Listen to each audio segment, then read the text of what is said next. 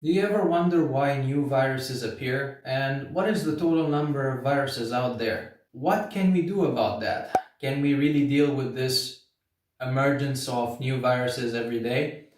Today we're going to talk about that, so stay tuned.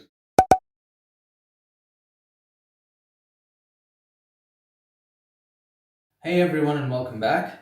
So the first thing that we need to know is what is a virus? So a virus is not a living thing. It's not like bacteria. Bacteria is considered a living thing. Viruses are a membrane that contains a genetic material, whether the genetic material is DNA or RNA, and we'll talk about that in a second.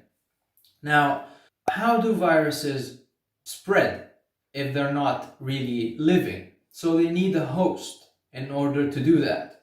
So first of all, this is a cell.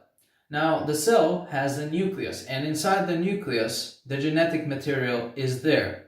Now the genetic material is made out of DNA, deoxyribonucleic acids, and this DNA acts as the code for what the cell has to do. Now the cell interprets this code, and based on that they send a message throughout the nucleus, and this message is in the form of RNA.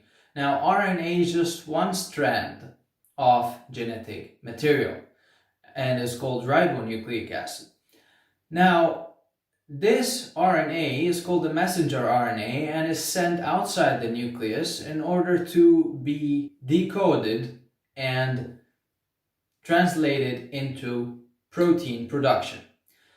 And this process is done in order for the cell to live. Now, the virus, whether it's a DNA or an RNA virus, looks at the cell and then attacks. And it does that throughout the first step, which is called attachment. So it attaches itself to the cell membrane in order to allow its genetic material to go through the cell, throughout the cytoplasm until it reaches the nucleus.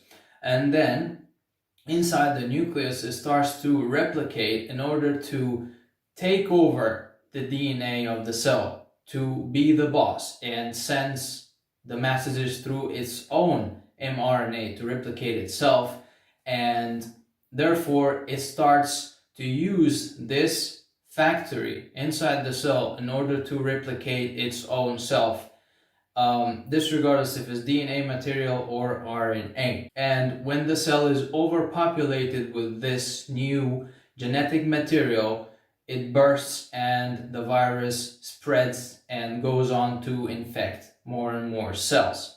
So this is how viruses work. Now let's take a break and I'll be back in a sec. Now you can subscribe to my website abdullahredda.com so that you receive the monthly newsletter with the updates that we have with the channel, and also the materials or the articles that a lot of you asked for free. So subscribe with your email so that I can send it to you. And also you can follow me on my Facebook page, on my Instagram for the illustrated drawings, and also on Twitter. So let's continue the video. So we talked about viral replication. Now, how does the body recognize that this cell that was infected by the virus is not all right? The immune system produces something called antibodies, and this is it's a control mechanism that happens all the time.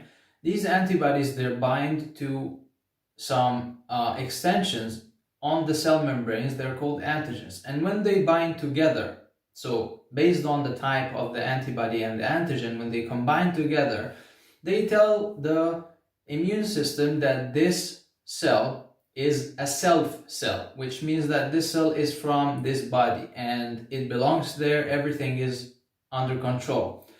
Now, when the virus enters the cell, by changing the DNA and changing the characteristics of the cell, it also produces new antigens on the surface of the cell membrane.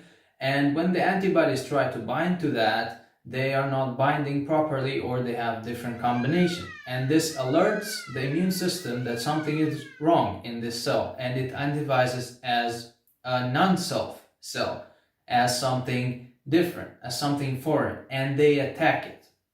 So we have those two things running simultaneously in parallel. We have the viral replication and we have the immune response of the body. And when the immune response overpowers the viral replication, the body recovers from the virus. Now, this brings us to the topic of treatment. Now, how can we deal with viruses? Most likely, the treatment for the most common viruses is by targeting the symptoms of the virus, like headaches, fever, sneezing, coughing, so on and so forth. Now, for the advanced stages of viral infection, there are certain treatments like antivirals. These are used in the treatment of viruses in advanced stages. And the most reliable option right now that we have nowadays is vaccination, where you give an attenuated, which means a kept version of the virus, a weaker version of the virus, or a part of its DNA or genetic material, whether it's DNA or RNA, to the body so that the cells can attack it and they get a memory of what this virus looks like. So when they meet the real version of this virus, they would be strong enough in order to protect themselves and have a very strong immune response. For example, a very, very common infection of influenza, according to the CDC, death from influenza in this season 2019-2020 is ranging between 18,000 and 40-something thousand. And in last year's season, the deaths were about 34,000 cases. And this is just from the flu, the regular flu. And this brings us to the last topic, which is how do new viruses appear? Thing is, just like your body adapts when we give it the vaccine with a weaker version of the virus so that when the real deal comes, they can respond properly. The viruses are the same, and viruses have a very wide range of attaching to a host.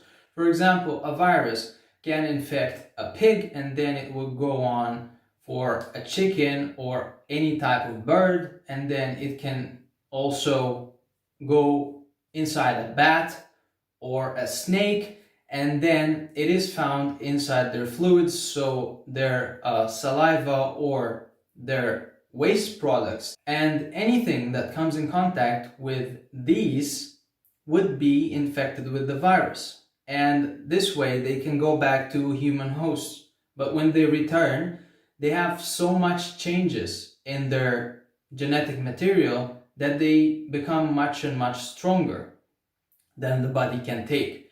And therefore, for example, there is an annual vaccination for influenza. They take out the most potent virus or viral strain of influenza that was in the season before, and they vaccinate you for this type of virus so that when the next year comes, you are prepared for the strongest type of influenza that was there last year.